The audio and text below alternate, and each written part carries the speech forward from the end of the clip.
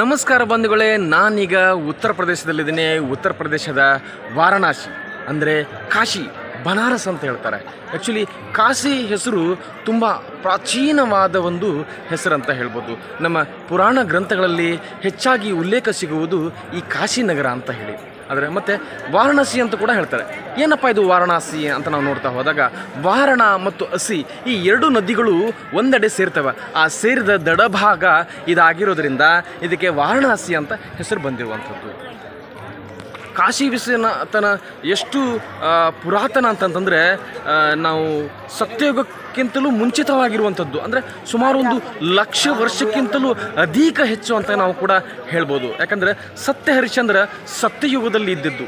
ಆ ಸತ್ಯ ಹರಿಶ್ಚಂದ್ರ ಕೂಡ ಈ ಕಾಶಿ ನಗರದಲ್ಲಿ ಬಂದು ಇಲ್ಲಿ ಸ್ಮಶಾನವನ್ನು ಕಾಯುವಂಥ ಪರಿಸ್ಥಿತಿ ಏನಿದೆಯಲ್ಲ, ಆ ಒಂದು ಪ್ರಸಂಗ ಏನಿದೆಯಲ್ಲ, ಅದು ಇದೇ ಕಾಶಿನಲ್ಲಿ ನಡೆದಿರ್ತಕ್ಕಂಥದ್ದು. ಅದು ಹರಿಶ್ಚಂದ್ರ ಘಾಟ ಅಂತ ಅಲ್ಲಿ ಹೇಳಲಾಗ್ತದೆ.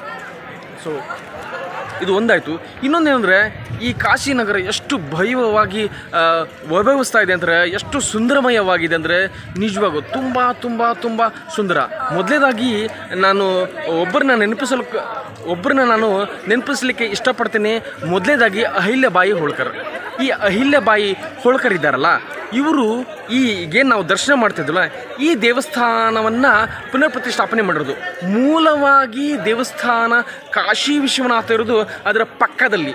ಅದು ಈಗ ವಿವಾದಾತ್ಮ ಸ್ಥಳವಾಗಿದೆ. ಹಾಗಾಗಿ ಅದು ದರ್ಶನ ಯಾರಿಗಾಗಿದೋ ಯಾರ ಭಾಗ್ಯವೋ ಗೊತ್ತಿಲ್ಲ. ನಮಗಂತೂ ಅಹಿಲ್ಯಬಾಯಿ ಹೋಳ್ಕರ್ ಅವರು ಪ್ರತಿಷ್ಠಾಪಿಸತಕ್ಕಂಥ ದೇವಸ್ಥಾನದ ಶಿವಲಿಂಗದ ದರ್ಶನ ನಮಗೆಲ್ಲ ಆಗ್ತಿರತಕ್ಕಂಥದ್ದು.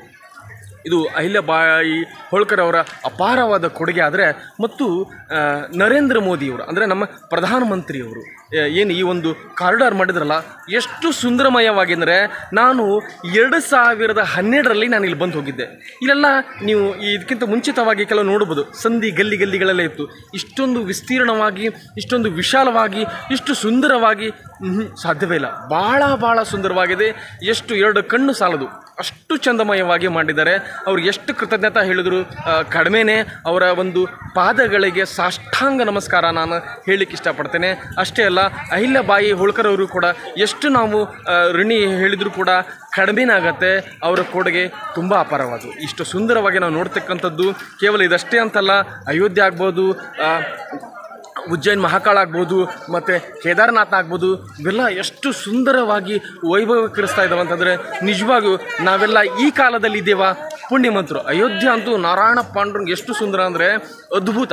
ಅದ್ರ ಬಗ್ಗೆ ಅದರದೇ ಆದ ಒಂದು ಕಾಶಿ ವಿಶ್ವನಾಥನ ವಿಷಯವಾಗಿ ನಾನು ಹೇಳಬೇಕಂದ್ರೆ ಅಷ್ಟು ಜ್ಞಾನ ನನ್ನಲ್ಲಿಲ್ಲ. ಯಾಕಂದರೆ ಕಾಶಿ ವಿಶ್ವನಾಥನ ಬಗ್ಗೆ ಮಾತನಾಡಬೇಕಂತಂದರೆ ತುಂಬ ಓದಿರಬೇಕು, ತುಂಬ ತಿಳಿದಿರಬೇಕು. ಯಾಕಂದರೆ ಇದು ಸತ್ಯಯುಗದಿಂದ ಇರೋದರಿಂದ ಎಂತಿಂಥ ರಾಜರಾಗ್ಬೋದು, ಋಷಿಮುನಿಗಳಾಗ್ಬೋದು, ತಪಸ್ವಿಗಳಾಗ್ಬೋದು ಇಲ್ಲಿ ಬಂದು ಹೋಗದೇ ಇರಲಿಕ್ಕೆ ಸಾಧ್ಯವೇ ಇಲ್ಲ.